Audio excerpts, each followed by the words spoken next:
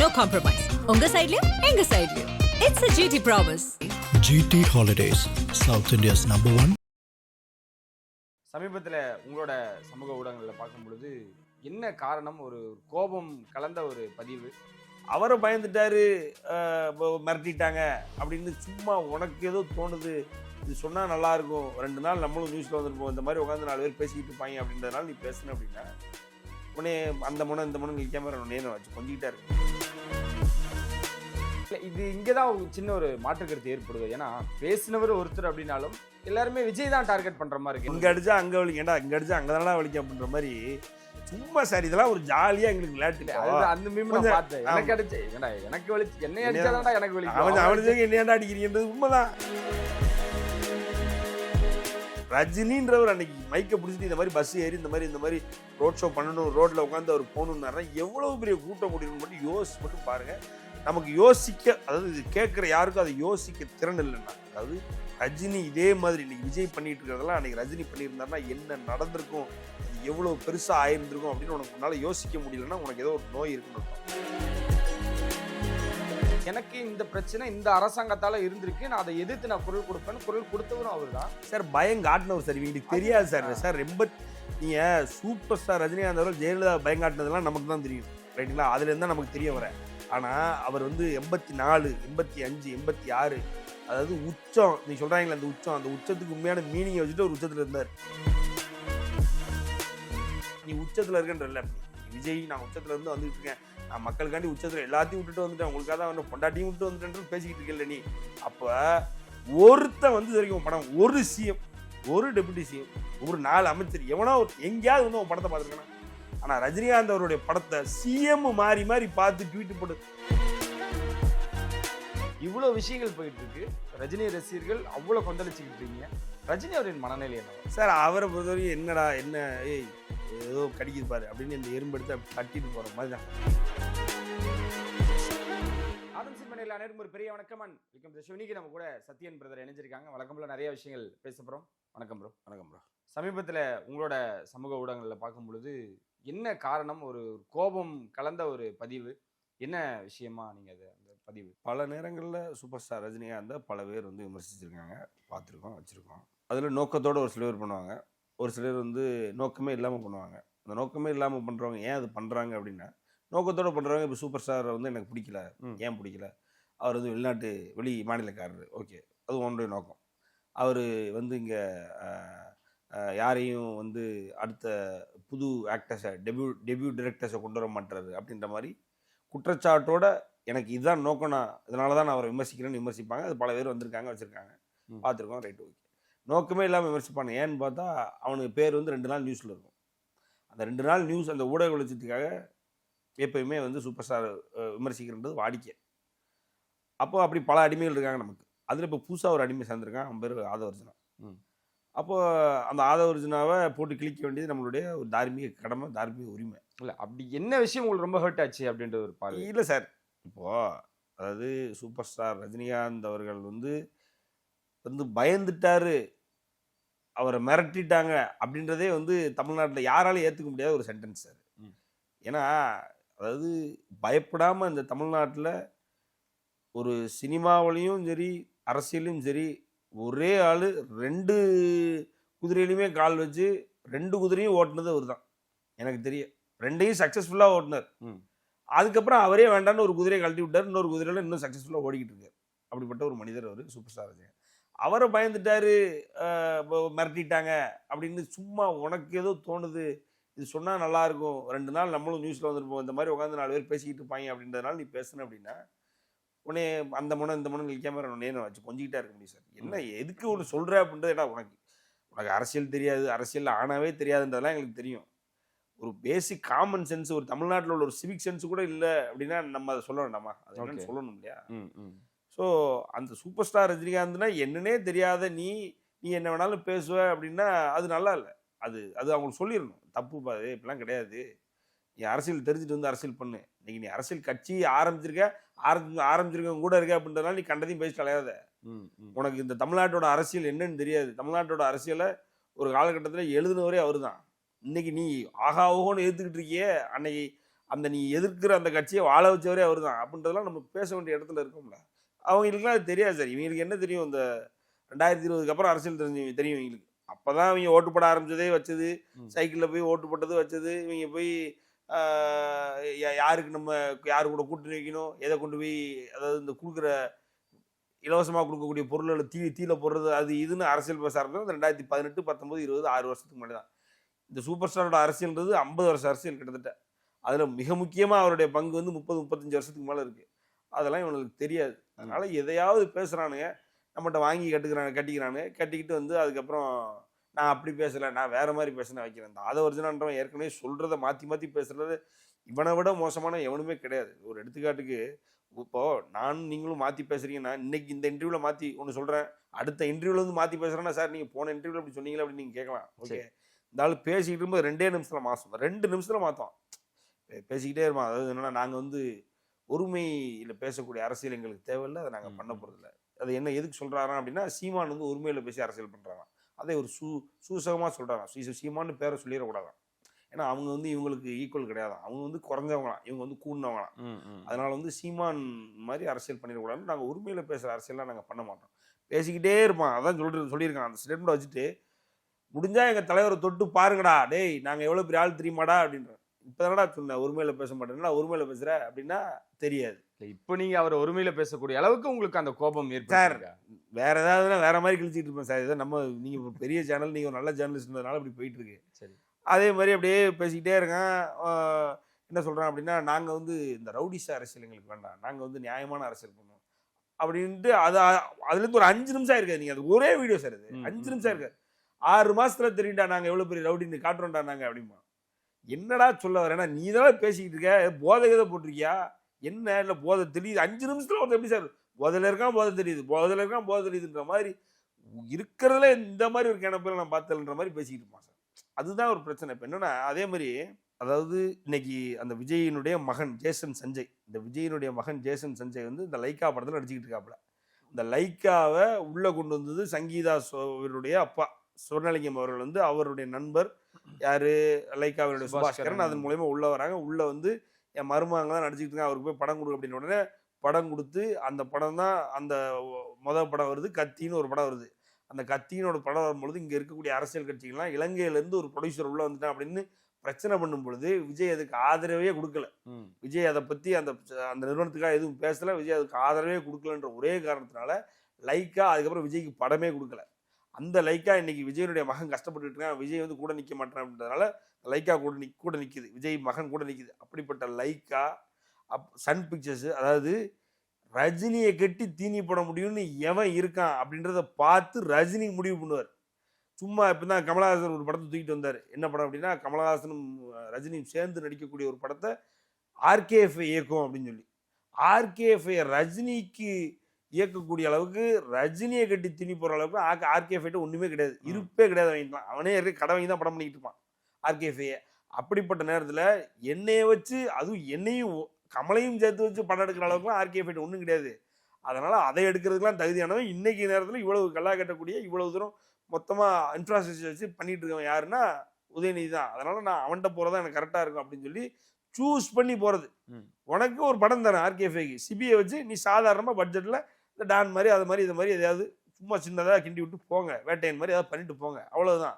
ஆனால் பெரிய பட்ஜெட்டுக்குலாம் நீ செட் ஆக மாட்டேன் அப்படின்னு இங்கே ரஜினி முடிவு பண்ணுறதா ப்ரொடியூசர், ரைட்டுங்களா? அதனால் வந்து இவருக்கு அரசியலே தெரியாது, நான் அரசியல் கட்சின்னு சுற்றிக்கிட்டு இருக்காரு. இப்போ சினிமா என்ன தெரியும், அதனால் எதையோ ஒன்று பேசணும்னு கண்டதை பேசிகிட்டு கூடாது. ரஜினியோட அரசியலை பற்றியோ ரஜினியோட சினிமாவை பற்றி பேசுகிறதுக்கோ உனக்கு ஒரு அருகதையும் கிடையாது, ஒரு துப்பு வக்கி எதுவுமே கிடையாது. அதனால கண்டதையும் பேசாது. இல்லை, இது இங்கே தான் சின்ன ஒரு மாற்று கருத்து ஏற்படுது. ஏன்னா பேசினவர் ஒருத்தர் அப்படின்னாலும் எல்லாருமே விஜய் தான் டார்கெட் பண்ணுற மாதிரி இருக்கு. ஏன்னா சமூக வலைத்தளங்களை பார்க்கும் பொழுது ரஜினி ரசிகர்கள் எல்லாமே கொந்தளிச்சு விஜய் அவர்களை ரொம்ப இழந்துற மாதிரி, இங்கே அடிச்சா அங்கே வலிக்கும், ஏன்டா இங்கே அடிச்சா அங்கே தானடா வலிக்கும் அப்படின்ற மாதிரி சும்மா. சார் இதெல்லாம் ஒரு ஜாலியாக எங்களுக்கு விளையாட்டு. அந்த மீம் நான் பார்த்தேன், எனக்கு அடிச்சு எனக்கு வலிச்சு, என்னை அடிச்சாதான்டா எனக்கு வலிக்கும், அவனுக்கு என்னையாண்டா அடிக்கிறீன்றது உண்மைதான். இப்போ சார் இன்னைக்கு to be honest, super star Rajinikanth ரசிகர்களை பொறுத்தவரைக்கும் இனிமேல் சினிமா தானே ஆயிடுச்சு, எங்களுக்கு அரசியல் கிடையாது. ஸோ நல்ல ஒரு நியாயமான ஒரு நாணயமான பொலிட்டிக்கல் ஃபோர்ஸ் இப்போ அன்றைக்கி ஐயா நல்லகண்ணு அவர்களுடைய இறப்பில் யாருமே பார்த்தீங்கன்னா சூப்பர் ஸ்டார் ரஜினிகாந்த் அவர்கள் போகிறாரு, அப்படின்னா சூப்பர் ஸ்டார் ரஜினிகாந்த் எல்லாரும் சுற்றி சுற்றி வராங்க, இவர் யாரையுமே பார்க்கல. ஆனால் சூப்பர் ஸ்டார் ரஜினிகாந்த் ஒரு 2 பேரை கண்ணெடுத்து பார்க்குறாரு அப்படின்னா, ஒன்று வந்து இந்த விஜயகாந்தினுடைய பக்கத்தில் உட்காந்துருக்காங்கன்றனால என்ன பேசுகிறார், இன்னொன்று பார்த்தீங்கன்னா சகாயம் ஐஎஸை பார்த்து கும்பிட்றாரு, அவரும் கும்பிட்றாரு. 2 பேரும் அவங்களுக்குள்ள ஒரு பரஸ்பரமான நட்பு. இது எதுக்குன்னா சூப்பர் ஸ்டார் ரஜினிகாந்த் வந்து சகாயம் ஐஎஸோட வரப்போறாரு அப்படின்னு பேசியிருக்கோம். சூப்பர் ஸ்டார் ரஜினிகாந்த் அண்ணாமலை அவர்களோட வரப்போறாரு அப்படின்ற மாதிரி பேசி, இந்த மாதிரி நாணயமான நியாயமான ஒரு அரசியல் மாற்றம் கொண்டு யார் வந்தாலும் அவங்க கூட சேர்றதுக்கு இந்த ரஜினிகாந்தனுடைய படை இன்னும் ரெடியாக இருக்குது. அப்போது இன்றைக்கி எங்களுக்கு ஃப்ரீ தான், எங்களுக்கு ஒன்றும் வேலை கிடையாது, பொழப்பு கிடையாது. காலையில் 9 to 5 to 5 ஜாப் பார்க்குறானுங்க, இல்லை ஒரு சில பேர் பிஸ்னஸ் பண்ணுறாங்க வைக்கிறாங்க. பொழுது போகிற நேரத்தில் எவனையாவது போட்டு அடிக்கணும், ரைட்டா? அது எவன் கிடைப்பான், நாங்களே உட்காந்துருக்கோம். அப்போ இவங்க சிக்கிறானுங்க, வாண்டடாக வந்து வண்டியில் ஏறுறானுங்க. அப்போ இவனை மட்டும் எதுக்கு, அவன் அண்ணனே 2 தட்டு அப்படின்னு சொல்லி இவனுக்கு 2 அடி அவனுக்கு 2 அடின்னு மாறி மாறி ஜாலியாக அடிச்சுக்கிட்டு சுற்றிக்கிட்டு இருக்கோம் வச்சுருக்கோம். எங்கிட்ட நாங்கள் அடிக்கிறதுல ஏதாவது தரவு இல்லாமல் அடிக்கிறோமா, பாயிண்ட் இல்லாமல் பேசுகிறோமா? நாங்கள் என்னைக்கு, அதாவது சூப்பர் ஸ்டாரும் சரி நாங்களும் சரி அடிக்க ஆரம்பிச்சோன்னா அடி விழுகிற இடம் தெரியாது, அவன் வலிக்கும். இது ரொம்ப பழக்கப்பட்டு பல நேரத்தில் வாங்கி இவனே வாங்கிட்டு தான் இருக்கான். அப்போ அப்படின்றதுனால இது இன்னைக்கு எங்களுக்கு ஒரு பொழுதுபோக்கு. நாளைக்கு இன்னொருத்தவன் தான் அவனை வச்சு அடிப்போம். இதெல்லாம் பொழுதுபோக்கு, அவ்வளோ. ரஜினியை சுற்றி அப்பயும் சரி இப்பயும் சரி எப்பயும் சரி அது வந்து அரசியல் சூழல் இருந்துக்கிட்டு தான் இருக்கும். கொஞ்சம் ரிவைண்ட் போகலான்னு நினைக்கிறேன். அவரோட அந்த அரசியல் பாதைகள் அவர் ஏன் விலகினாரு அப்படின்றத நம்ம டக்குன்னு பேசலான்னு நான் நினைக்கிறேன். இதை தெரியாதவங்களுக்கு அது ஒரு விளக்கமாகவும் இருக்கும். ரஜினி அவர்கள் விலகினதன் முக்கிய காரணம் என்ன சார்? நம்பர் 1 சார், அதாவது உண்மையான ரீசன், அவர் எழுதின ரீசன், அப்போ உண்மை நடந்தது வச்சது என்னன்னா கோவிட்ல பல பேர் இறக்குறாங்க வைக்கிறாங்க. இந்த ஆளே இப்போ 50 ஹாஃப் செஞ்சுரி அடிச்சிட்டாருன்றாங்க. யாரு? விஜய் அவர்கள். விஜயே ஹாஃப் செஞ்சுரி அடிச்சு 50 பேரை கொண்டு போட்டாருன்னா, விஜய்க்காகவே 50 பேர் சாகிறான் அப்படின்னா அப்போ ரஜினிக்காக எவ்வளோ பேர் சாவான்றது நீ யோசிக்கணும். அப்போ அது இல்லாமல் அன்னைக்கு உள்ள சூழல், அன்னைக்கு உள்ள காலகட்டம் என்ன, ஊரு பூரா மக்கள் செத்துக்கிட்டு இருந்தான். அப்படிங்கும்போது ரஜினின்றவர் அன்னைக்கு மைக்கை பிடிச்சிட்டு இந்த மாதிரி பஸ் ஏறி இந்த மாதிரி ரோட் ஷோ பண்ணணும், ரோட்ல உட்காந்து அவர் போகணுன்னாரு, எவ்வளவு பெரிய கூட்டம் கூட்டிருக்கணும் மட்டும் யோசிச்சு மட்டும் பாருங்க. நமக்கு யோசிக்க, அதாவது இது கேட்குற யாருக்கும் அதை யோசிக்க திறன் இல்லைன்னா, அதாவது ரஜினி இதே மாதிரி இன்னைக்கு விஜய் பண்ணிட்டு இருக்கிறதெல்லாம் அன்னைக்கு ரஜினி பண்ணியிருந்தாருன்னா என்ன நடந்திருக்கும், அது எவ்வளோ பெருசாக ஆயிருந்திருக்கும் அப்படின்னு உன்னால் யோசிக்க முடியலன்னா உனக்கு ஏதோ ஒரு நோய் இருக்குன்னு அர்த்தம். அந்த நீ நோயை சரி பண்ணிக்கோ. ஏன்னா உனக்கு ரஜினியை பற்றி இன்னும் முழுசாக தெரியல, இல்லை ரஜினிக்கு இந்த கூட்டத்தை பற்றி தெரியலன்னு அர்த்தம். அவ்வளவு பெரிய விஷயம் நடந்திருக்குன்றது எல்லாருக்கும் தெரியும். ரஜினியை பற்றி தெரிஞ்சவனுக்கு தெரியும், அரசியல் தெரிஞ்சவனுக்கு தெரியும், சினிமா தெரிஞ்சவனுக்கு தெரியும். அப்போ அப்படிப்பட்ட ஒரு சூழலில், கொரோனா சூழலில் அவர் அதெல்லாம் பண்ணியிருந்தாருன்னா பல பேர் சாக போகிறான்றது உண்மை. இன்னைக்கே சாகிறான், அன்னைக்கே சாக மாட்டான், சாக போகிறான்றது உண்மை. இப்போ அது வேண்டான்றது ஒரு ரீசன், சரி ரைட்டுங்களா? அதுதான் ஜெனியூனா அவர் சொன்ன ரீசன். ரெண்டாவது, நீங்கள் ஃபேப்ரிகேட் எல்லாருமா உட்காந்து நம்ம எல்லாரும் ஃபேப்ரிகேட் பண்ணுற ரீசன் எடுத்துக்கிட்டிங்கன்னா, பயந்துட்டாரு, ஓடிட்டாரு, ஒழிஞ்சிட்டாரு, வச்சுட்டாரு அப்படின்னாலுமே, ஆமாம் வச்சுக்கோ, நீ சொன்னது பூரா வச்சுக்கோ, உன் ஆசைப்பட்டு நீ என்னாலும் சொல்லு, ஒழிஞ்சிட்டாரு, பயந்துட்டாரு, ஓடிட்டாருன்னு சொல்லிக்கோ. அவர் எடுத்த ஒரு ஸ்மார்ட்டான 3 எண்ணம். அவர் சும்மா இருக்கிறதா, சார் வாங்க, என்ன சும்மா இருக்கீங்க, வாங்க பத்மவிபூஷன் வாங்கிட்டு போங்கன்றாங்க.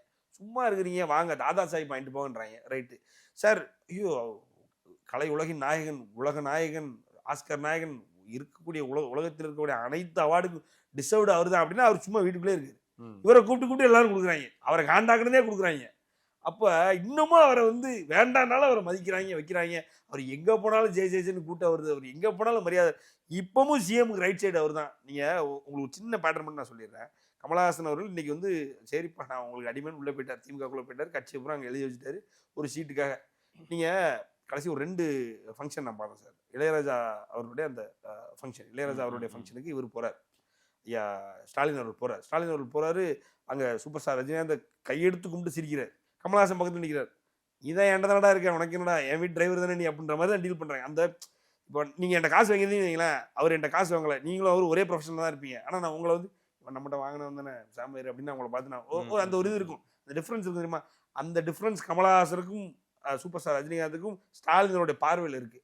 அப்போது அந்த பிரச்சனைலாம் எங்களுக்கு வரல. இன்னைக்கு சூப்பர் ஸ்டார் ரஜினிகாந்த் ஏதோ ஒன்று கூட்டணி வச்சு நாளைக்கு அதிமுக கூட திமுக கூட ஏதோ ஒரு 4 சீட்டு வாங்கி எங்களையும் நிற்க வச்சுட்டாரு அப்படின்னா அவன் நம்மளை மதிக்க மாட்டான். இன்றைக்கும் அவன் நம்மளை பார்த்து மதிக்கிறான், பயப்படுறான். இன்றைக்கும் ரஜினி ஃபேன்ஸ் ஒரு ட்வீட் போட்டான்னு அந்த கூப்பிட்டு வச்சு பேசுறீங்க, இந்த மரியாதைலாம் எங்களுக்கு வந்திருக்காது. இன்றைக்கி அதெல்லாம் வருது. ஆக சூப்பர் ஸ்டார் ரஜினிகாந்த் ஏன் வெளியில் போனார் அப்படின்றது நீ வச்சுக்கோ, உன் தியரி பூரா நீ எழுது.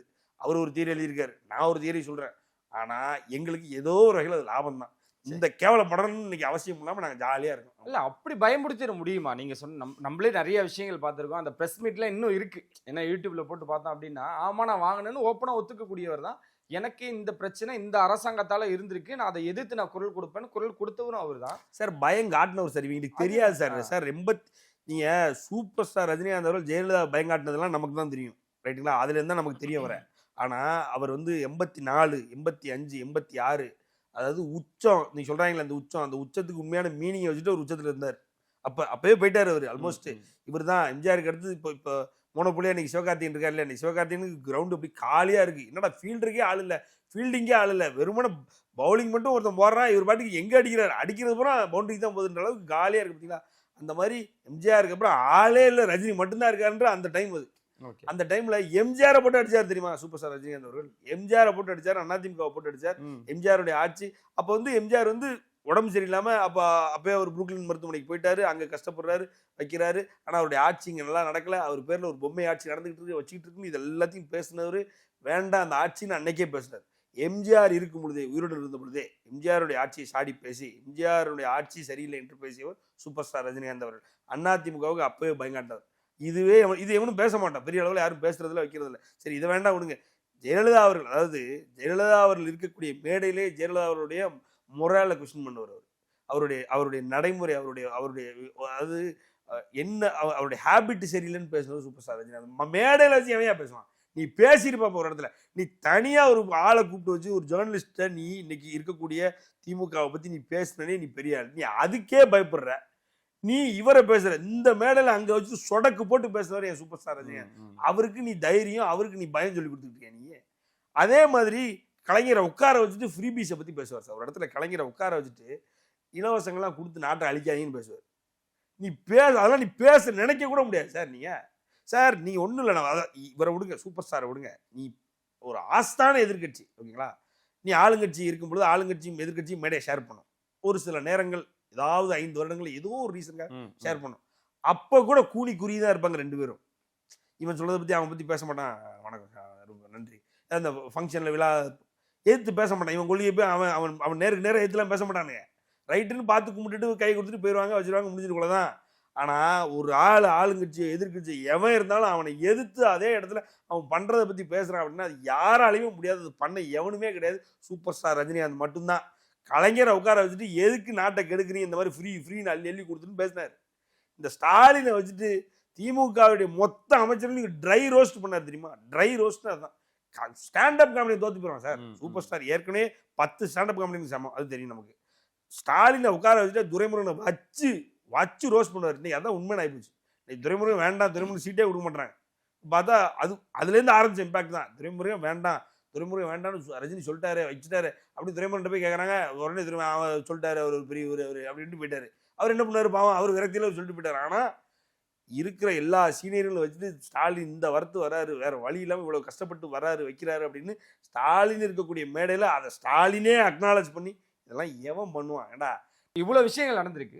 ஒருவேளை இவங்க சொன்ன மாதிரி நடந்திருந்துன்னா இன்னைக்கு முதற்கொண்டு அவங்க எந்த விழா எடுத்தாலும் ரஜினி அவர்கள் இல்லாம இருக்காது. முக்காவாசி நிகழ்ச்சியில கரெக்ட். அப்படி அவர் போகக்கூடியவரா என்ன இல்ல எனக்கு பண்ணிட்டாங்க இல்ல சார், அதான் நான் சொல்றேன். இது இவனுக்கு தானே சார் சொல்லிட்டு இருக்கானுங்க.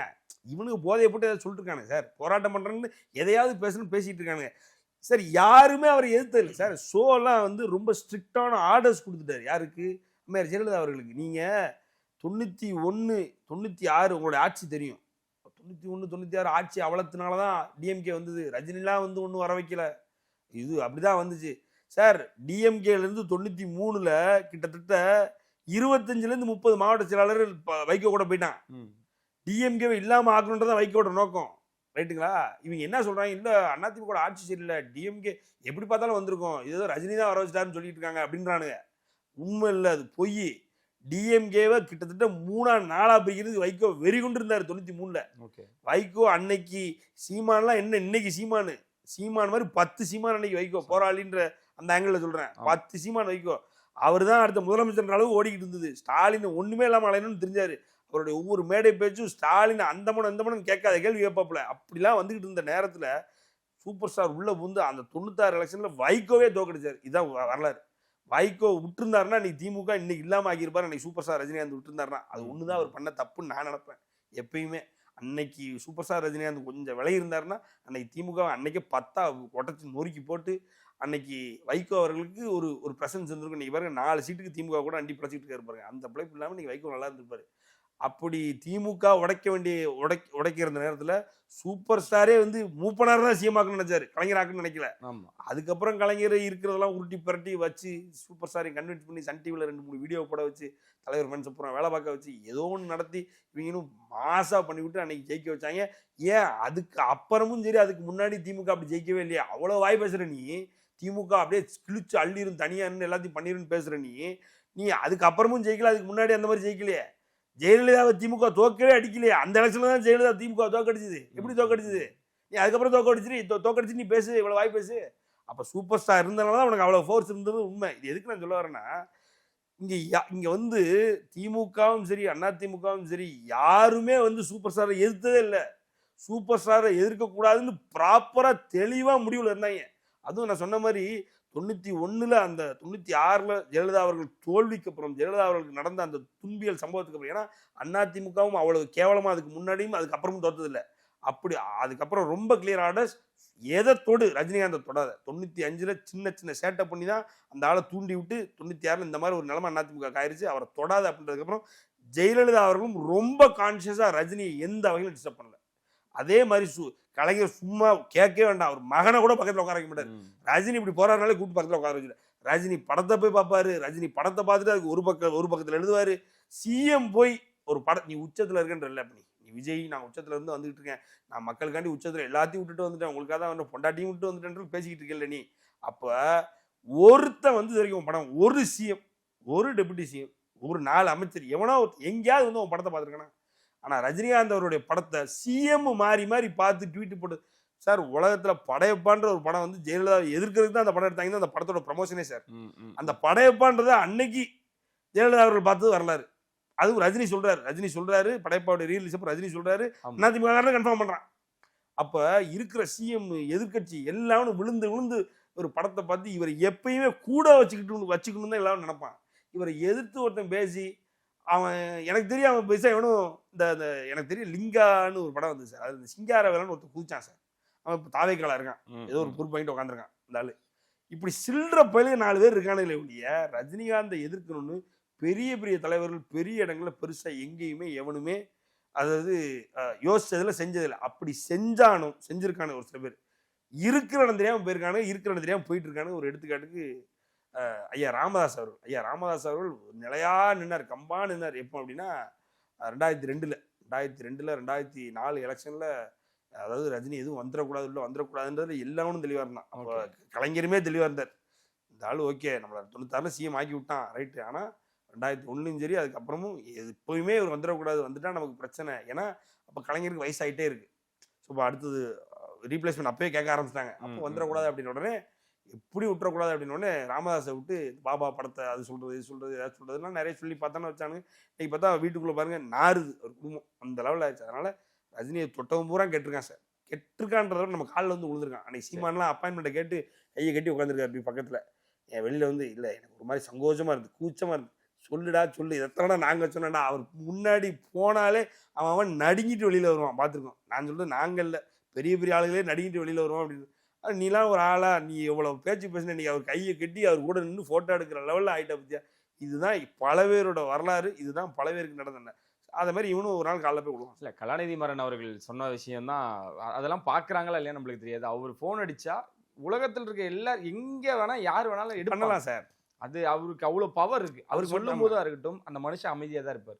இவ்வளோ விஷயங்கள் போயிட்டு இருக்கு, ரஜினி ரசிகர்கள் அவ்வளோ கொந்தளிச்சுக்கிட்டு இருக்கீங்க.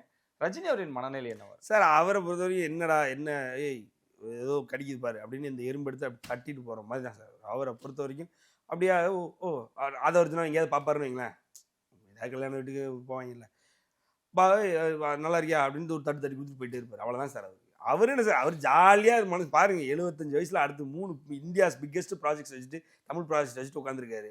அவர் முடிப்பார், அங்கே போவார், வெளில போவார். அப்படியா ஓகே வாழ்த்துக்கு அவ்வளோதான் முடிஞ்சு சார். இவ்வளோ பெரிய பிரச்சனை இங்கே அப்படியா சரி வாழ்த்துக்கு அவர் பாட்டு ஜாலியாக சுற்றிட்டு இருக்காரு மனுஷன். எதையுமே மைண்டில் போட்டுக்காம இந்த வயசில் அடுத்து என்ன, என் வேலை என்ன, அடுத்து என்ன, என்னோட ரசிகர்களுக்கு நான் என்ன சொல்கிறேன், என் வாழ்க்கை மூலமாக என்னத்தை கடத்துறேன், ஒரு மேடையில் என்னை ஏற்றுறியா இரு, அந்த மேடையே உடச்சி நாளாக கையில் கொடுத்துட்டு போகிறேன்.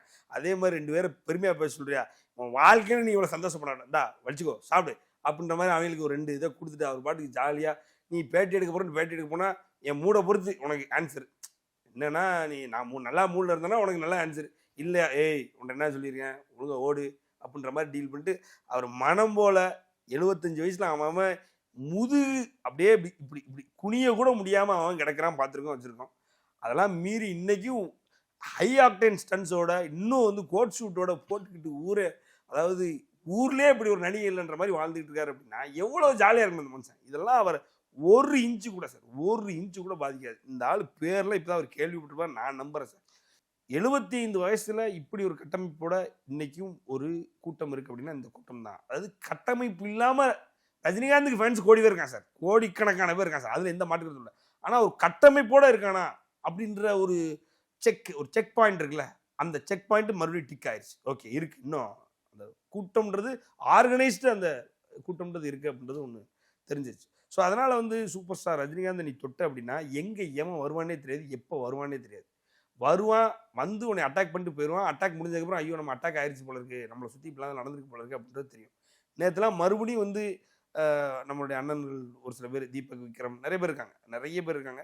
அவங்களாம் அரசியல் வரும்பொழுது நல்லா பேசணும்னு வைக்கணுன்றவங்க, பழனி பாஷா அப்படின்ற ஒரு சில பேர்லாம் இருக்கிறாங்க. எல்லாரும் மேலே வந்து மறுபடியும் உள்ளேருந்து ரீசர்ஃபேஸ் ஆகி மேலே வந்து அடின்னு ஆசைதீர அடி போனாங்களாம். அதாவது உள்ளேருந்து வரும் சார், எவனா ஒருத்தன் தெரியாம பேசிடுவான் சார், ஏதாவது பேசிடுவான், ஆசைதீர அவனை அடித்து ஊற வச்சு துவைச்சி எடுத்து காய விட்டு போகிற வரைக்கும் ஜம்முன்னு ஜாலியாக அதை என்ஜாய் பண்ணி ஒரு ஃபங்க்ஷன் மாதிரி பண்ணுவோம்.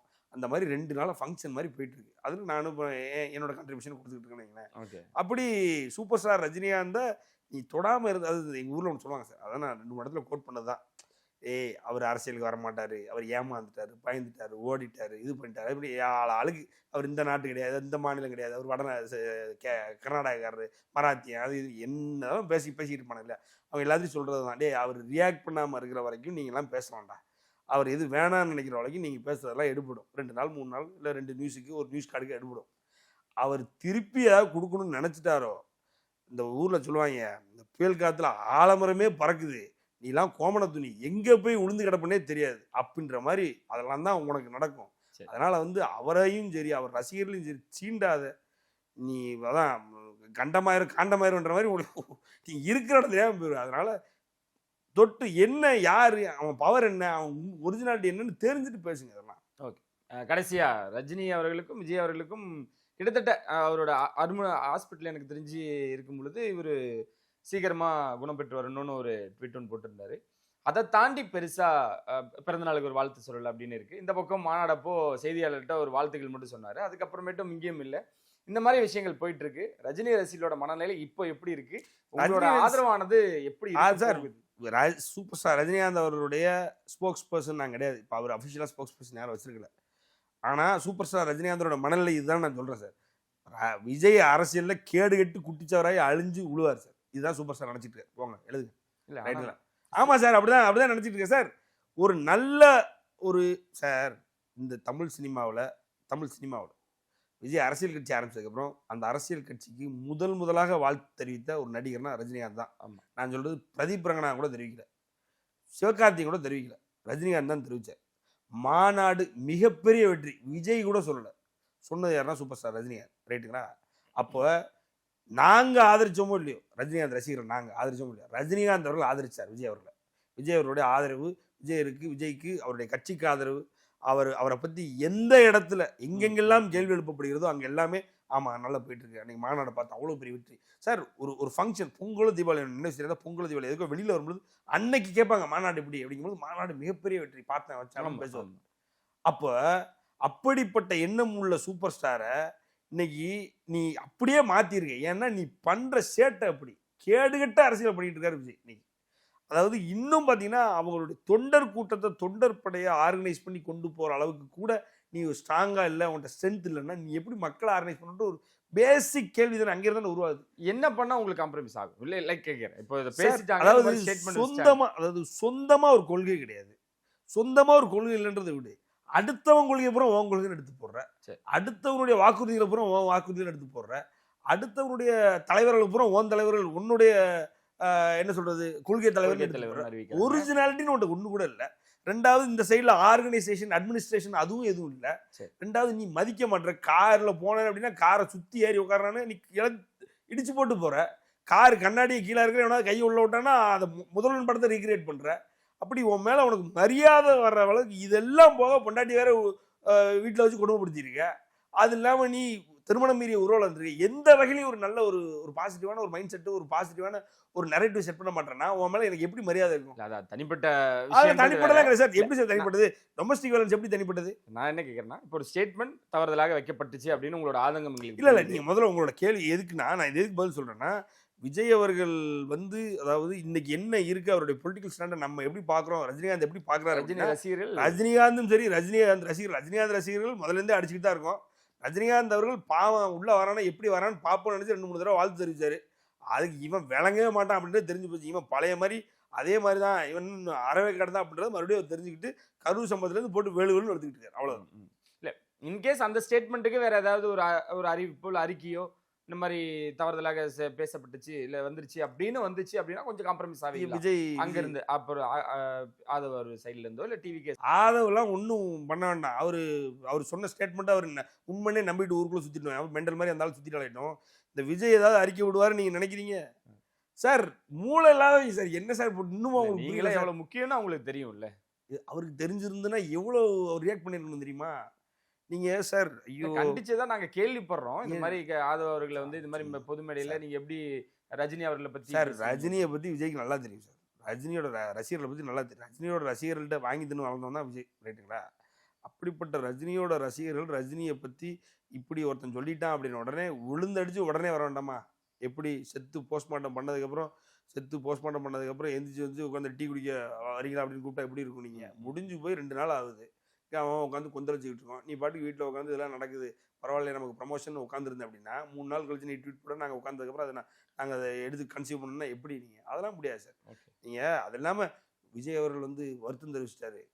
ஏய் உனக்கு தெரியும்டா, நீயே எங்காலும் போகல, நீ இங்கேருந்து போனவன் தான் நீ, அதனால் ஐயோ இந்த மாதிரி என் தலைவனை எடுத்து இப்படி ஒரு பேசியிருக்கக்கூடாது வச்சிருக்க. என்னடா நீ அன்னைக்கே நீ நிறுத்திருக்கணும். நீ அந்த அவனெல்லாம் நீ உள்ளே விட்டுருக்கக்கூடாது. நீ உள்ளே விட்டு நீ பாட்டுக்கு விளாண்டுக்கிட்டு இருக்க. 2-3 நாள் கழிச்சு நீ பாட்டுக்கு அறிக்கைன்னு எடுத்துகிட்டு வர. சரின்னு நாங்கள் எதிர்பார்க்க முடியுமா? நாங்கள் அதை ஆதரிச்சு ஆஹா விஜயே வந்துட்டாரு. அதெல்லாம் சார் விஜய்ன்றவன் இனிமேல் எங்களை பொறுத்த வரைக்கும் தேவையில்லாத ஒரு ஆணி. அந்த ஆணியை நாங்களே பிடுங்குவோம், நாங்களே மறுபடியும் அடிப்போம். அவ்வளவுதான். தேவைக்கு பயன்படுத்துவோம், எங்கள் ஜாலிக்காக யூஸ் பண்ணுவோம். அவ்வளவுதான், எங்கள் தேவைக்காக யூஸ் பண்ணுவோம். அதனால் இனிமேல் விஜய் ஒரு நல்லா வந்துருவார் வச்சிருவார் எங்கள்கிட்ட இணக்கமாக போவார்ன்ற நம்பிக்கைலாம் எனக்கு இல்லை சார். உங்களுக்கு இருந்தால் எங்களுக்கு இல்லை. அதனால் வேறு நேரத்தில் எப்பப்பெல்லாம் அடிச்சிருக்கோமோ கூப்பிட்டு இதே மாதிரி இன்டர்வியூ எடுங்க, நம்மளும் ஒரு 1/2 hour ஸ்பெண்ட் பண்ணிட்டு போவோம். அவ்வளோதான். சரி, ரொம்ப நன்றி பிரதர். வழக்கமெல்லாம் நிறைய விஷயங்கள் பகிர்ந்துக்கிட்டு இன்னும் சேனல் சந்திக்கிறேன். உங்களுக்கு நன்றி.